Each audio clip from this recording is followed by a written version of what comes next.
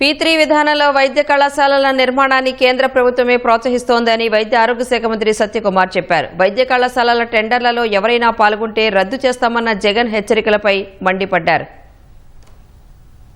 PPP మోడ్లో వెళ్లడం వల్ల ఎందుకంటే అధ్యక్ష చాలా ఇది కేంద్ర ప్రభుత్వమే దీన్ని ఎంకరేజ్ చేస్తా ఉంది. బీజేపీ పాలిత రాష్ట్రమైన ఉత్తరప్రదేశ్లో, ఒడిశా బీజేపీ పాలిత రాష్ట్రం ఒడిశాలో కూడా పీపీపీ మోడల్లో నిర్మాణం అవుతున్నాయి. జార్ఖండ్ ఇండి కూటమి అధికారంలో ఉంటున్న చోట కూడా పీపీపీ మోడల్లో నిర్మాణం. అనేక రాష్ట్రాలు ఈ పద్ధతిని పాటించారు. ఎందుకంటే అధ్యక్ష సెల్ఫీలు తీసుకుంటున్నారు అధ్యక్ష, అందరిపై పులివెందుల దగ్గర తీసుకుంటున్నారు అధ్యక్ష. ఎందుకంటే పులివెందులు మాత్రమే కొద్ది భవనాలు కనిపిస్తున్నాయి, కానీ పాలకొల్లుపై పునాదుల దగ్గర ఎవరు సెల్ఫీలు తీసుకోవట్లేదు అధ్యక్ష.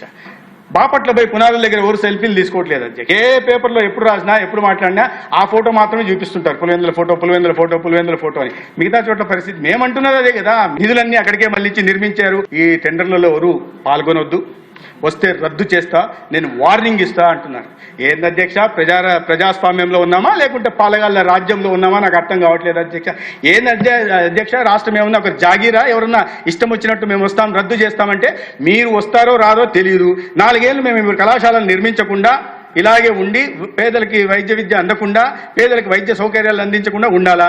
మీరు ఈ 4 ఏళ్ల తర్వాత కాదు కదా, ఇంకో 40 ఏళ్ల తర్వాత కూడా అధికారంలో రారు. ప్రజలు మీ గురించి తెలుసుకున్నారనే విషయాన్ని అర్థం చేసుకోవాలి.